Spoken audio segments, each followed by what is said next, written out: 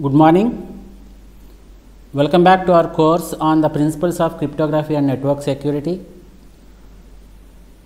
In the previous sessions, we have gone through the key management concepts, where we have seen a lot of topics related to the key management, how we are going to distribute the keys and what are the various schemes that are involved in distributing the keys, like the hierarchical key control, the transparent key control mechanism and the decentralized key control mechanism. All these things we have seen, right.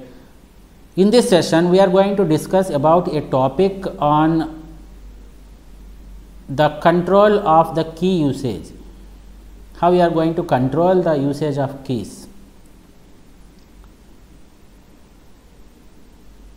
We know that we have two different types of keys. One is the master key and the second one is the session key.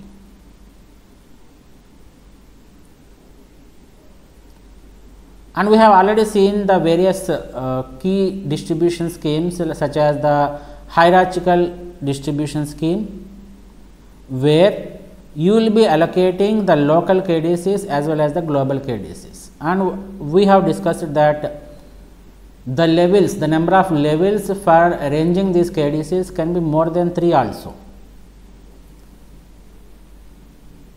While you are arranging the key distribution with the help of the hierarchical key scheme, and you have already seen the concept of automated key distribution, which makes use of the KDC. The simple thing what the other or the sender has to do is, he has to make a request to this KDC and everything will be taken care by the KDC.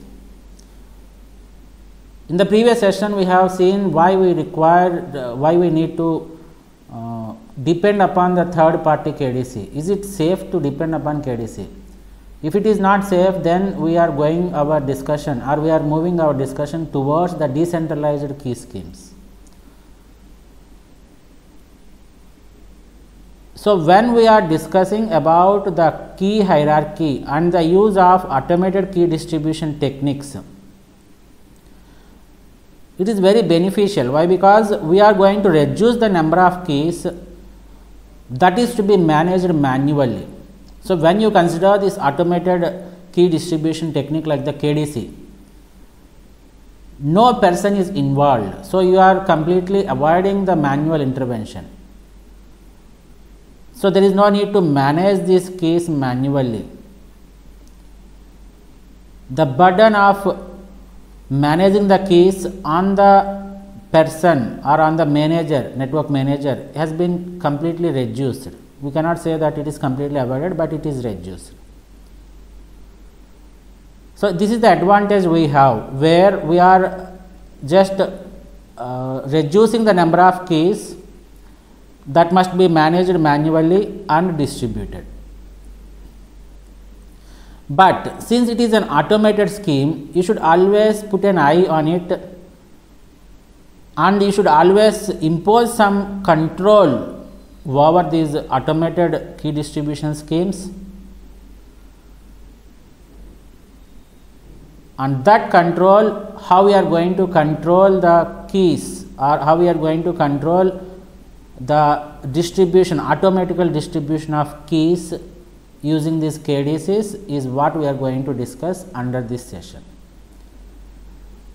That is what this controlling key usage is. So, overall, if you look at the gist of what I have discussed till now, so we have so many hierarchical schemes and automated key distribution techniques, which has an advantage that they will reduce the number of keys that must be managed manually. But at the same time, you should not leave it like that. You should impose some control over it. You should impose some rules on the way in which the automatical distribution of keys is done. And that control, how we are going to do, what are the various techniques that are going to be used here for controlling the key usage, is being discussed under this session. Mainly, we are going to discuss about two techniques. One, that means we are going to control the keys using a concept called as tag. A tag is nothing but a combination of bits. So we will take 8 bits, we will discuss with an example, nothing to worry, but we need to have an idea of what a tag is. A tag is nothing but a combination of 8 bits. This is something other than the key. So we are discussing about the keys, how we are going to control the keys. This is what we are discussing, right? So the tag is nothing but a combination of 8 bits, and these 8 bits are not related to the key, they are out of the key. They are something other than the keys. And we can assign each and every bit to represent some particular concept. For example, out of these 8 bits, the least significant bit, 1 bit, I can make use of it to represent whether the key that you are going to use or whether the key that is tagged with this 8 bits is either the master key or session key. Like that, there are number of bits that can be used for different purposes. The main theme you have to understand here is the tag is a concept which includes 8 bits other than the keys, and each and every bit has some specific functionality. That functionality we will discuss it with an example also. That is what a tag is. But we have some disadvantage with these tags. Why? Because it is the functionality of this tag is limited, and it does not have any flexibility. Why? Because we are having only 8 bits under this tag, so we have limited functionality. So there is another scheme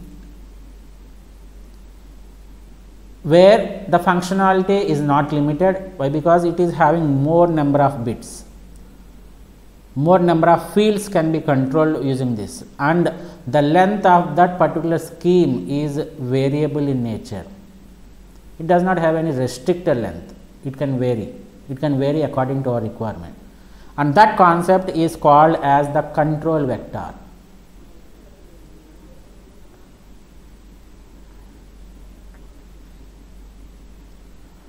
These are the two schemes that we are going to discuss, or these are two concepts that we are going to discuss under this concept of controlling key usage. One is the tag and the other one is the control vector. So before going into the concepts of these tags and control vectors, let us have an introduction part. As I told that the concept of key hierarchy and the use of automated key distribution techniques greatly reduce the number of keys that must be managed manually, but at the same time it is also required to impose some control on the way in which they automatically distribute the keys. For example, we have seen that the keys are divided into master key and session key. Till now we know about these two keys only, but we can define different types of session keys based on the usage. So these session keys can be again further divided into different categories based upon the purpose for which the session key is being used. For example, you can divide this session key as one type as data encrypting key. So the same session key you can use it as the data encrypting key, and the purpose of this data encrypting key is it is used for the general encryption process that takes place between the communicating parties across a network. Similarly, there exists another category of the session key which is called as PIN encrypting key. We know what this PIN is, personal identification number. Like the ATM cards will be having some PIN number like that. So this is especially used for the transactions where the electronic fund transfer is involved, where we are transferring the amount using the electronic fund transfer, or where we are making some purchases based upon the point of sale applications. Then you require everything is dependent on this PIN, which stands for the personal identification number. That is also considered to be an encrypting key. Similarly, the other category what the author has discussed is the file encrypting key. The name itself is saying that this particular session key, this subcategory of this session key is being used for encrypting the files that are stored in a location, and that particular store is publicly accessible. So when something is publicly accessible, it is required that and it is mandated that you should always keep it safe, and that keeping safe of the files should be done using the encryption. And for encryption, we know that we need to use a particular key, that is called as the file encrypting key. Like that, the session keys are subcategorized into different types, like the data encrypting key, pin encrypting key, and the file encrypting key. So it is all based upon the purpose, that's it.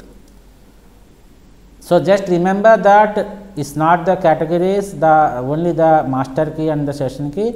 The session key can again be further divided into different keys based upon the purpose for which we are going to use those keys. Once we are done with this introduction part of this controlling key usage, let us move our discussion towards a concept which is called as the tag concept. For this purpose, we are going to take an example of DES. DES we have studied in the previous discussions, data encryption standard, and we know that the key size is a 64-bit. And we will take this DES as an example, and we will make use of 8 extra bits. We will just tag it.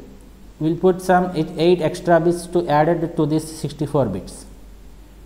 And these 8 bits are non-key bits, and which are ordinarily, for example, this I told that 8 bits. So in addition to this 64-bit key, we are going to put these 8 bits which are non-key bits, which are generally used for parity checking and something like that.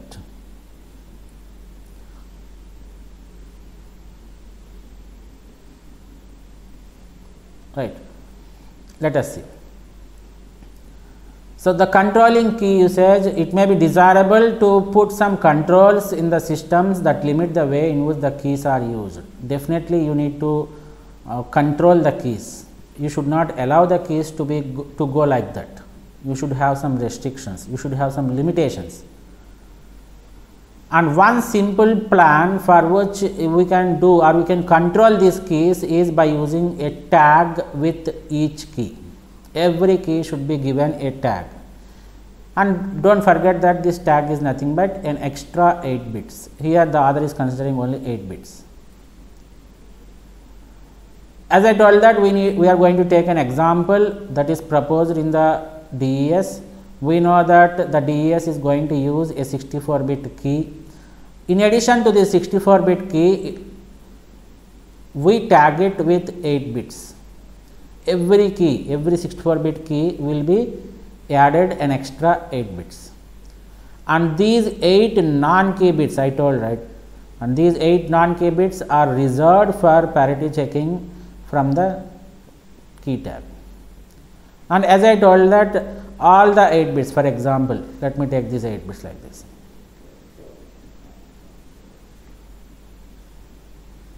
Assume that the last bit is going to represent whether it is a master key or a session key. So 1 represents the master key. This is just an example, and 0 represents the session key.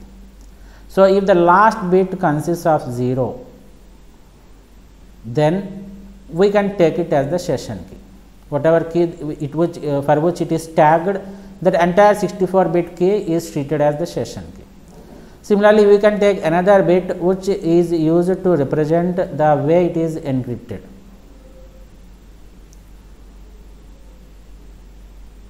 It simply says whether the key is encrypted or not. For example, 1 represents encrypted and 0 represents not encrypted. If I give the value as 1, therefore we can say that the key, the 64-bit key for which this tag is tagged, is encrypted. And similarly, if I represent the other bit can be either 1 or 0. It indicates whether the key can be used for the decryption or not.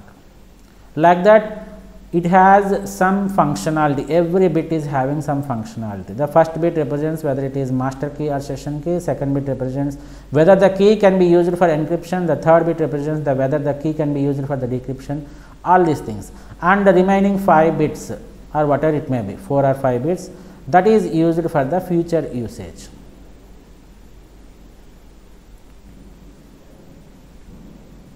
This is all about the tags concept. And what is the advantage of this tag means, I told that this 64-bit key or the 8-bit tag is embedded with this 64-bit key. And when you encrypt this 64-bit key, it is obviously you are encrypting this 8 bits also. So, the entire key is protected. So, that is the advantage we have. The same thing we can say it as the disadvantage also. Why? Because encryption of these 8 bits is not that much necessary. Why? Because it just gives the information whether it is master key or session key, whether the key can be used for encryption or whether the key can be used for the decryption. Nothing more than that. No information has been revealed by these 8 bits. So, what is the need of encrypting these 8 bits? Unless you have this the burden you are putting, extra burden you are putting on the device. But the advantage is that since these 8 bits are tagged internally with these 64 bits, then since the key is encrypted, you can say that the entire 8 bits along with the 64-bit key is protected. And coming to the drawbacks, as I told that since the tag is of limited length, which is restricted to 8 bits only, the functionality, the flexibility of this tag concept is limited in nature. So, you cannot make use of more than 8 functionalities. This is one functionality, this is another functionality, and this is another function, and the 5 are used for the future usage. For example, all the 8 bits has been used and you want to include one more functionality, then it is not possible with this tag concept. That is the disadvantage we have with this. And the second disadvantage is, as I told that the tag is not sent in the clear form. Clear form is whatever bits you have, it has to be sent in the same textual data. But here we are encrypting it along with the key. That itself is another disadvantage. I told, right. So, this particular tag is not transmitted in the clear form. So, it can be used only at the point of decryption. While you are doing this, we are going to limit the way in which the key can be controlled, right. So, the advantage is the tag is embedded in the key, it is encrypted along with the key, thus providing protection. Disadvantage is tag length is limited to 8 bits, limiting is the functionality and flexibility. And another disadvantage is since the key is encrypted, it can be used only after decryption, and that is limiting the usage of key. Because of these limitations, we need some more scheme or some more technique or some more concept, some other concept which has more flexibility when compared to that of tag concepts. There comes the concept of control vectors. This one. A vector is nothing but again it is a sequence of bits only, but why it has more flexibility means the length of the control vector may vary. We are not restricting the control vector to have these many bits only. It is free to take any number of bits. So, we are not restricting the functionality, it is more flexible in nature. Since it is not having the restriction on the length of the control vector, each session key has been associated with the control vector. Every session key you take, it will be associated with this control vector, and as I told that it is not limited in nature. Therefore, it consists of number of fields or number of functionalities or more, and that specify the uses and restrictions for that session key.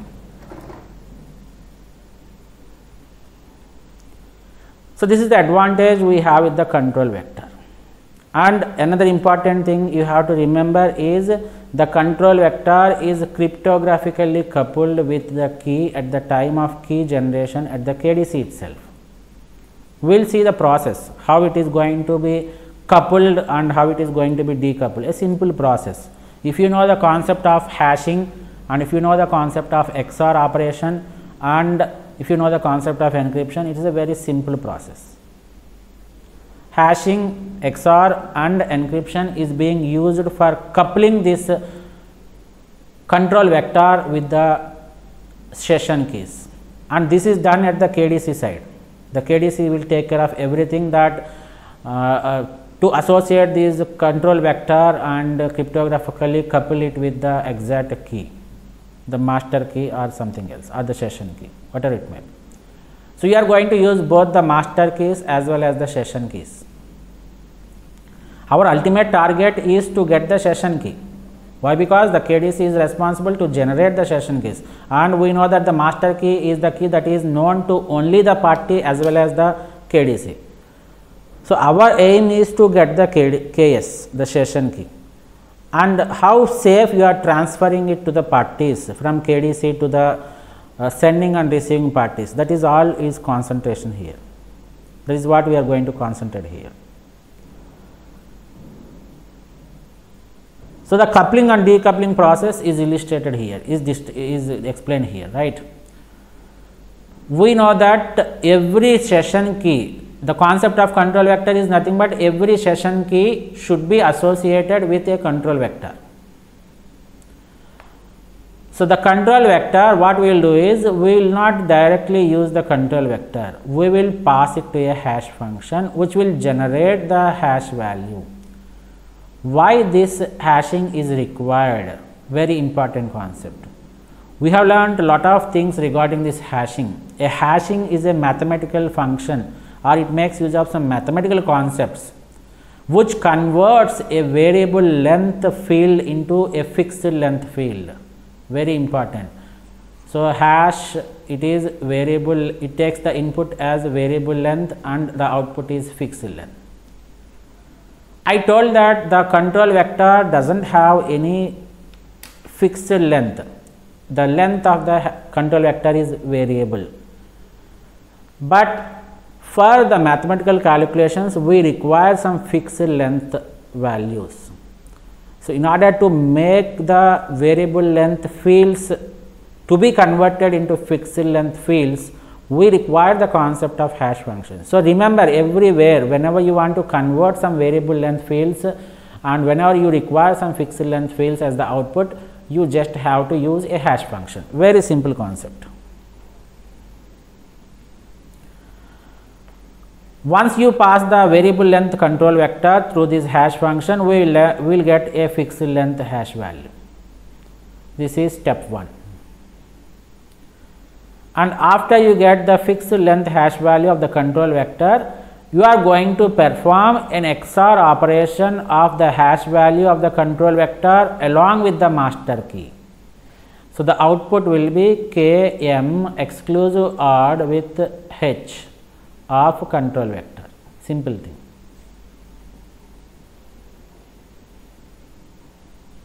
And our target is to encrypt the session key. Right, session key is separately generated by the KDC, that is a different concept, but our target is how we are going to encrypt the session key.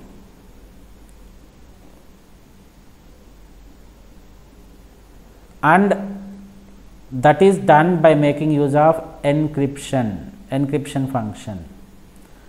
You can observe here that the encryption function takes two values. One is the session key, which is Ks, and the second one is the master key exclusive OR with hash value of control vector.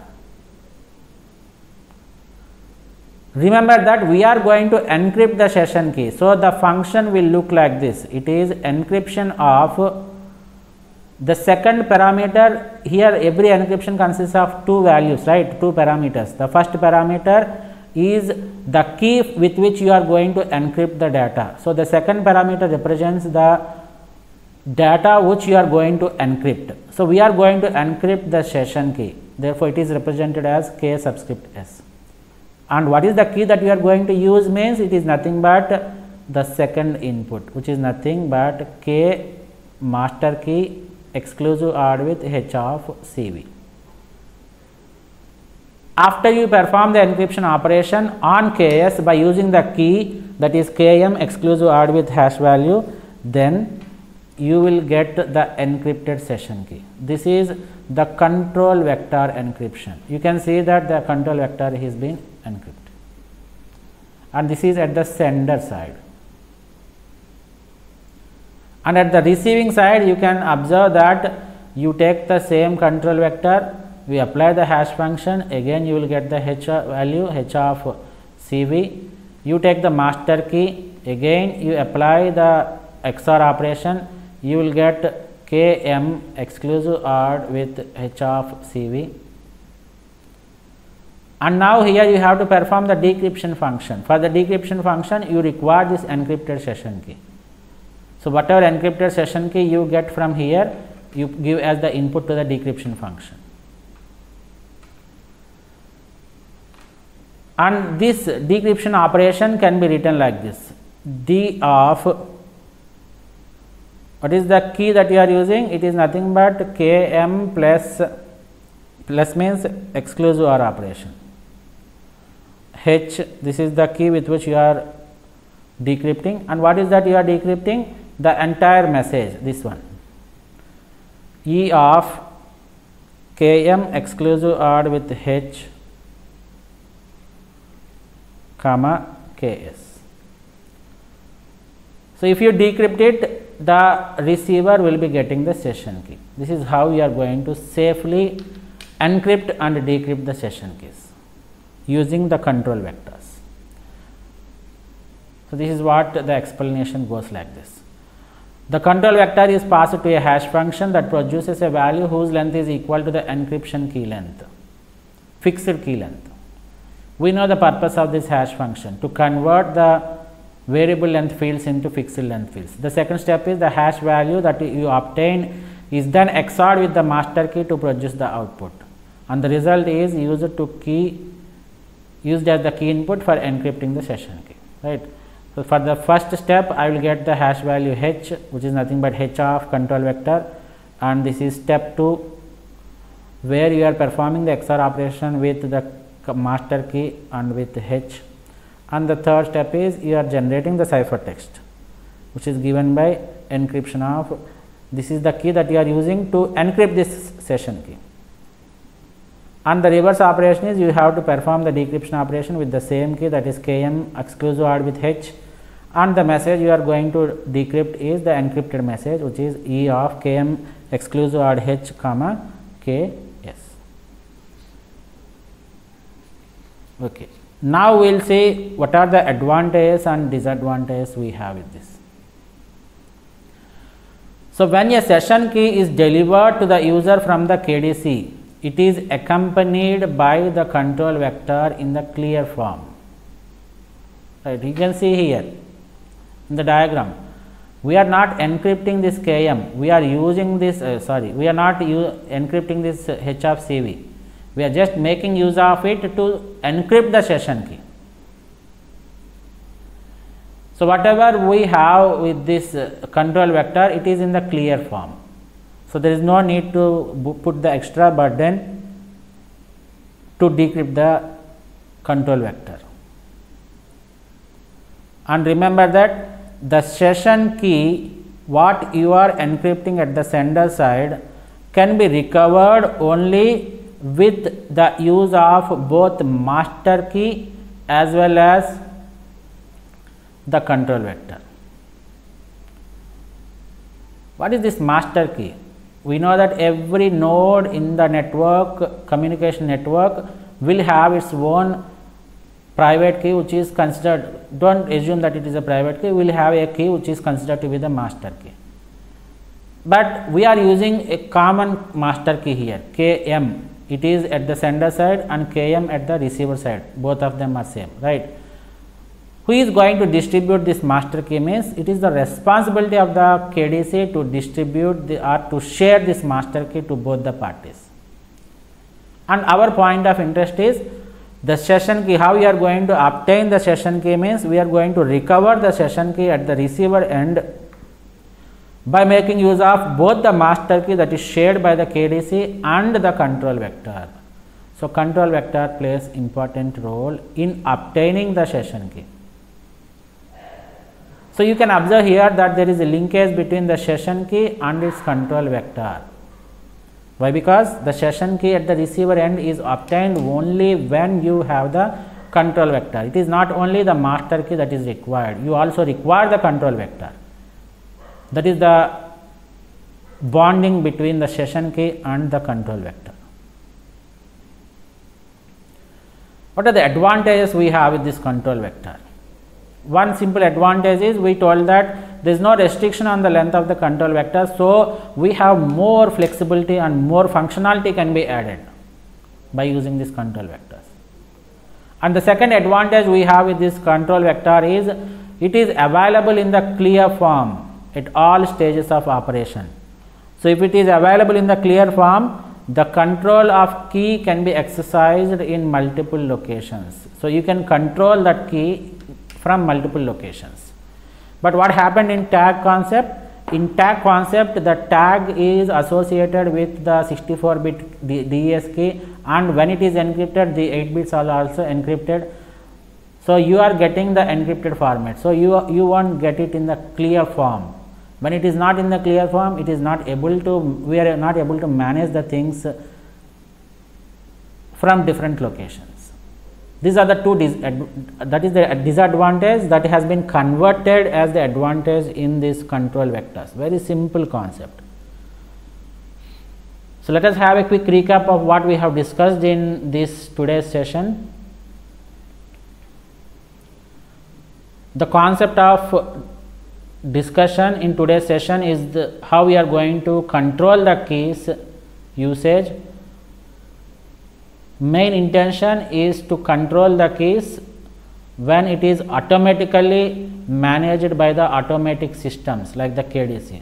So, the main master key and the session key both are going to be managed by the KDC, automatically managed by the KDC. When automation has been done on the management and distribution of keys, you should have some restrictions, you should control, you should put some control over those usage of keys or control of keys. That is achieved by two concepts, one is the tag concept and the other one is the control vector concept. Before going to the tag concept and the control vector scheme, we have discussed that other than this master key and the session key, we can again further categorize the session key into different keys based upon their usage, like the data encrypting key which is used for the general encryption process, the pin encrypting key which is used for the transactions, maybe electronic fund transactions or e-commerce purchases, anything you can make use of it, and the file encrypting key which is used to encrypt the files which are stored in the common locations. To have control over this key usage, the first concept we are going to discuss, we have discussed is the tag concept, which is nothing but a combination of 8 bits, and these 8 bits are linked with the 64-bit keys, whatever algorithm you take. It is not mandatory that you always take the DES. This is just an example. So, for DES we have 64-bit key. In addition to the 64-bit key, you again take 8 bits extra keys and not keys, 8 bits extra which are non-keys, and they are used to check whether it is used for parity checking. Similarly, it is also used to check whether it is a master key or a session key, or it is used to check whether the key can be used for encryption, whether the key can be used for decryption, and some of the bits you have left it for the future purpose. Advantage is, since the tag is embedded in key, when the key is encrypted, the tag is also encrypted, thus providing protection.